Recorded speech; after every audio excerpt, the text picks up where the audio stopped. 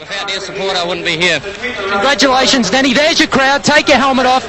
The 1998 Miracle Mile winner, Danny Campbell, and the champion, Christian Cullen. What a moment. Back to you, John.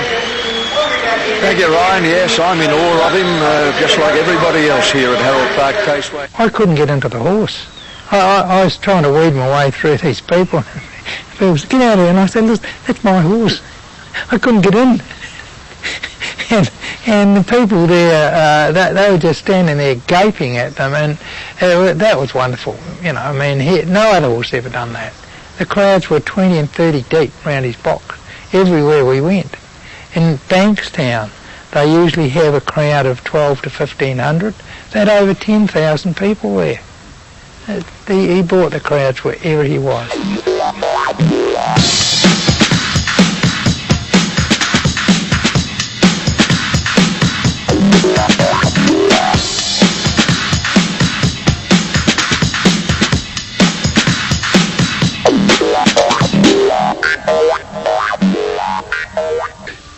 Behind the euphoria of Cullen's colossal summer of success, there was trouble brewing, and it began to surface in and around one of his greatest ever performances. What an amazing effort. The crowd has gone ecstatic here at Alexandra Park. On the face of it, Cullen was simply at his devastating best in the Auckland Cup. He'd run a sub-4 minute time, given Dan Campbell sore arms at stages, he was travelling so keenly. But closer inspection uncovered the beginning of the end in more ways than one. The quarter of the last mile was 30.9, and it's Christian Cullen on top of Gates first, working up on the outside. 3 wide now is Holmes DG. They get the bell. Holmes DG is headed off Christian Cullen by a neck. In the cup, Chapman Telford, a perfect run. Gates first to 1-1. Anvil Barnes is out 3 deep there, followed down on the inside by Brabham. In the centre, surprise package. Then Franco in force. There's a Franco Bogan fella. Happy Asset followed Click Light as they go through the half, and 59.6. Into the back they swing Click Light, the outside Sam Malone, Prince Sheldon, and Franco hat-trick. 10 or 11 covering the field, and the leader is the favourite Christian Cullen. He's got back that lead now from Holmes DG, who's a half length away. Down on the inside then is Sharp and Telford. In the 1-1 is Cates first there, followed by Brabham back on the inside of Surprise Package as they work towards the 400 metres, and the pace is really on, and Christian Cullen, the champ, he's been hard held at this stage, and he's fair flying now. Christian Cullen to Holmes DG, and they're followed by Sharp and Telford. Round the bend the champ comes, Christian Cullen in the Lion Red Auckland Trotting Club, and he goes to home, and he shot away 3. Cates first, followed Holmes DG, and behind them is Brabham finishing on. It's all over at the 100, I'd say. Brabham's coming quickly from Cates first. Christian Cullen kept going, this champ, and flashing home Bogan fella. Christian Cullen in front, Bogan fella gets second. Christian Cullen took the cup, Bogan fella.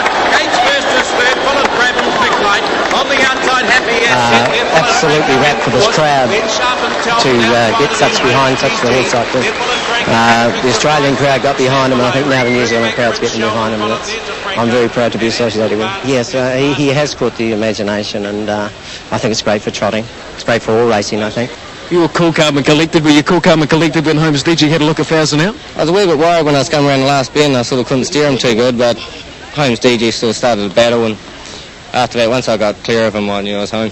The public were more than a little surprised when Brian O'Meara was almost annoyed at Dan Campbell's drive at Auckland. I think maybe in some ways he should let him run a wee bit more than that.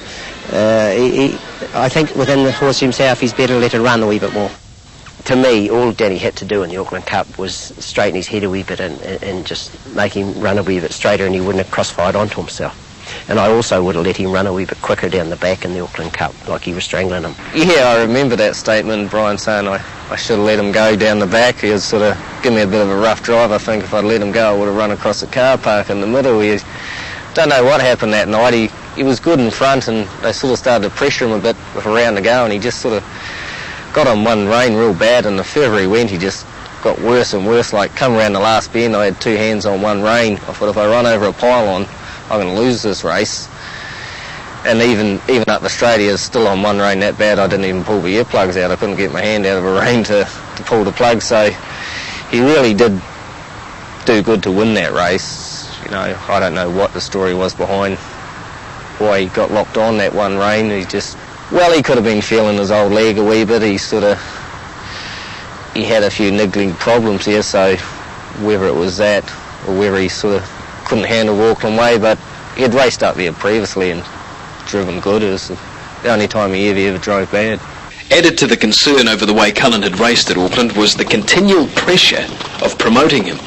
Harness Racing Victoria had made Cullen their pin-up boy for the Victorian Summer Carnival of Harness Racing. The harness racing people took us in the building that morning. We were in their car coming from the airport when we heard it, and there was neon lights on the outside of that building. When we came out of the building, they were gone. The plane got a puncture. I don't know how many planes I'd use, a few thousand. I've never had a horse with a puncture, a plane with a puncture. And it took them 3.5 hours to get that puncture mended, and Cullen was on there with no air conditioning or what, and it said that he may have picked up a bit of a bug. And of course when he got there, I had just arrived in Melbourne when we heard it on the car radio that he was scratched again, and I just couldn't believe it. You know, Australia wasn't the greatest place in the world for me with horses. Cullen paraded on Hunter Cup night as part of a 2-week stay in Melbourne that turned into just a promotional tour. He didn't stay to race because his next target was the Auckland Inter-Dominions, where again Australasia's wonder pacer was the centre of advertising for the carnival. The champion did make it onto the track for the first round of heats this time. All eyes on Christian Cullen. Round they come. But bowed out with the recurrence of this tendon injury, which had cut his 2- and 3-year-old season short. Almost there. They're off. What does Daniel do? He turns on the power early, and there he goes, Christian Cullen, quickly to the lead.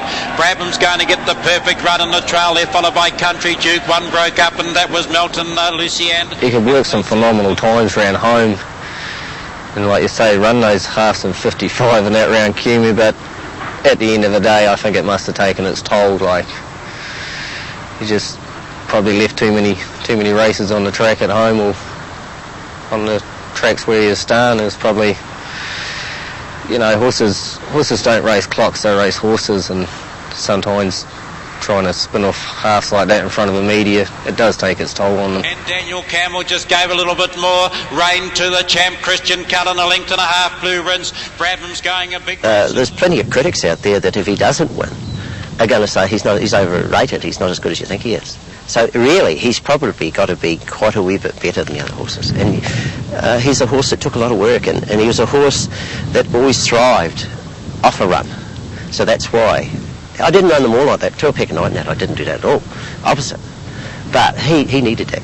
Christian Cullen's in front. Brabham's trying to pick it up. Country Duke is running home well, but Christian Cullen's in front. Brabham's trying hard as he might, but Christian Cullen just tapped up, getting through Country Duke for second. Christian Cullen, Country Duke, Brabham. There followed Franco Hat-Trick on the outside. Nebelizer. This time, this injury spelled the end of his career.